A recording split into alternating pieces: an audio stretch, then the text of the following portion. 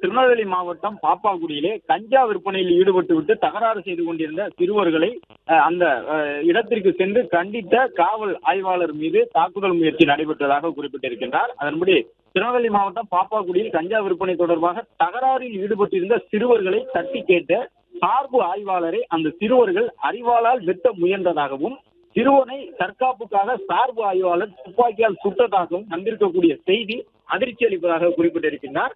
அறிவாளுடன் சிறுவன் துரத்தியதால் சார்பு ஆய்வாளர் ஒரு வீட்டினுடைய கழிவறையில் ஒளிந்து கொண்டு இருந்ததாகவும், அங்கிருந்து தற்காப்புக்காக துப்பாக்கியால் அந்த சிறுவனை நோக்கி சுட்டுள்ளதாகவும் செய்திகள் கிடைத்திருப்பதையும் சுட்டிக்காட்டியிருக்கக்கூடிய எதிர்க்கட்சி தலைவர், இந்த ஆட்சியிலே முதலமைச்சர் ஸ்டாலின் தலைமையிலான ஆட்சியிலே சட்டம் ஒழுங்கு எந்த அவல நிலைக்கு சென்றுள்ளது என்பதை இந்த செய்தி உணர்த்துகின்றது என்று விமர்சித்திருக்கின்றார்.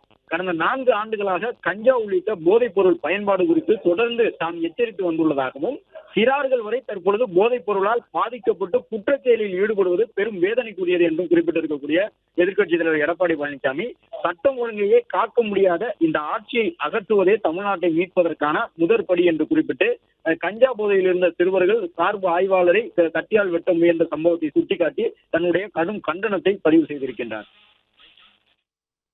நன்றி ராஜகுமரன், விரிவான தகவல்களுக்கு.